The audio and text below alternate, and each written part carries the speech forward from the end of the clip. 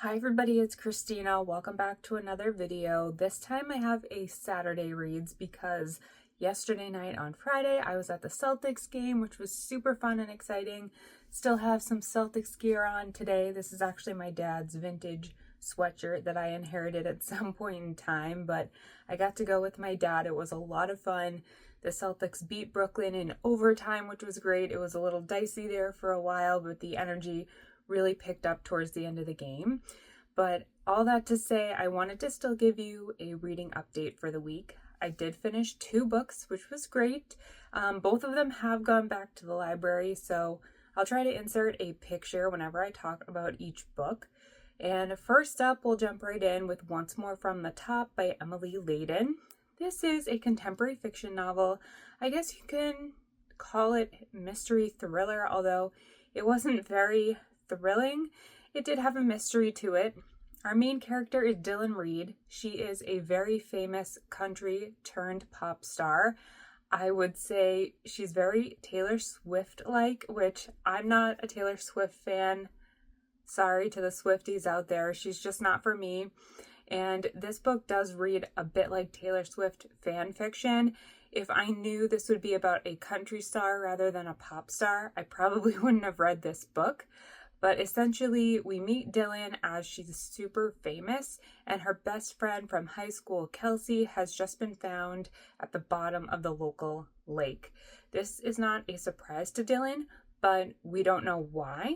And so we do jump back in time to when Dylan's in high school and she meets Kelsey and they become best friends. I had a few issues with this book, the first one being the timelines. There are 2 different chapter styles. First is in 2022, or the current day in the book, and then there are chapters set in the past. But the issues with those chapters is that they're all jumbled up. Some of the past takes place while Dylan is in high school. Some of the past takes place while Dylan's learning about the music industry and becoming a famous singer. And it jumps around a lot, which can be very jarring to the reader because you have to reacquaint yourself with what's going on in the timeline and who the characters are. Similarly, I found the pacing to be very off in the book.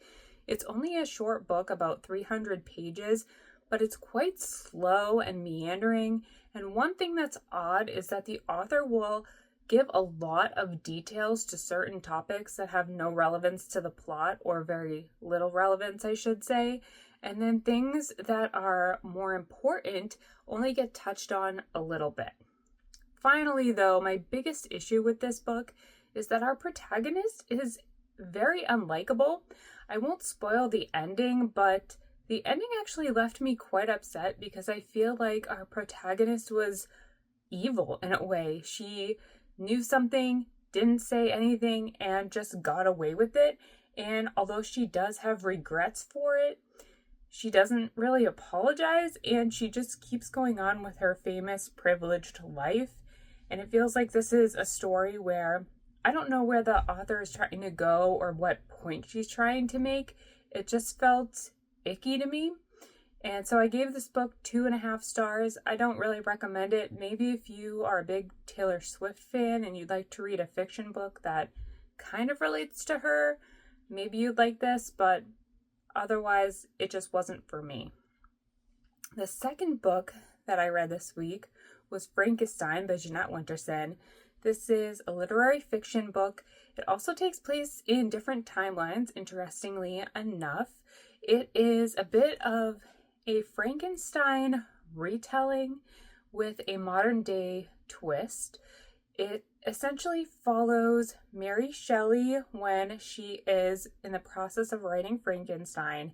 And then there's also a current day timeline in which we have a main character, Rye Shelley, who is a trans man, and he meets Victor Stein, who's this scientist who's very interested in artificial intelligence and cryogenics and other interesting topics like that. The reason I really enjoyed this book is I think it discusses the topics of what it means to be human. Are we one with our bodies, or is our mind and brain separable from the vessel of our body. I thought that was a really interesting conversation, especially when our protagonist is trans and it's really discussing whether or not the body matches the brain and different topics like that. I will say, once I was finished reading the book, I did see a lot of mixed reviews for people who were saying this book is transphobic. I'm not trans, so I can't really comment on that, but for me, I will say that Jeanette Winterson does have characters in this book who are transphobic, but I think she did that purposefully to show how difficult it can be to exist as a trans person in our modern day world. People will misgender you, they will call you the wrong name, they'll make completely ignorant comments that are horrible and rude and go beyond what you should ask a normal person. I thought this book was really well done. I think the transphobic characters helped to show their ignorance and also show the reality of what people go through today, as sad as that may be. But I thought a lot of the ideas in the book were really interesting and thought-provoking. When I was reading this, it felt like a modern day Plato's Republic, and funnily enough, that book is mentioned later on in the novel, so I thought that was interesting. It is a bit of an experimental book.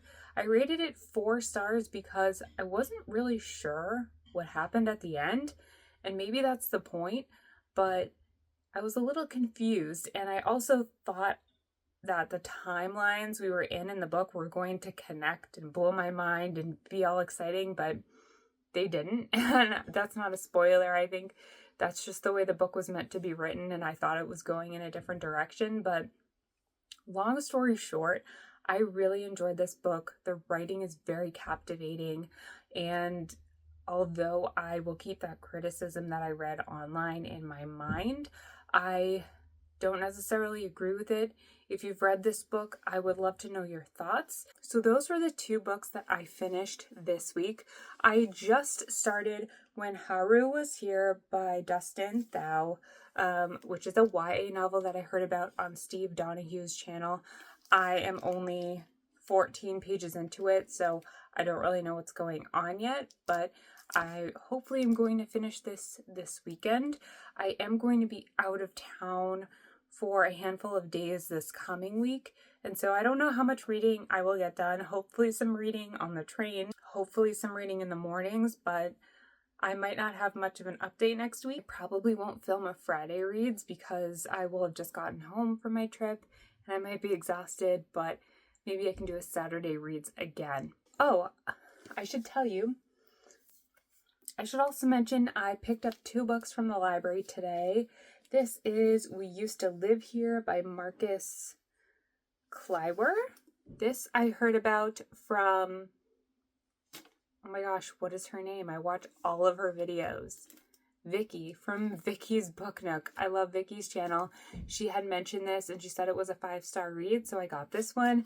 And then I have The Life Impossible by Matt Haig.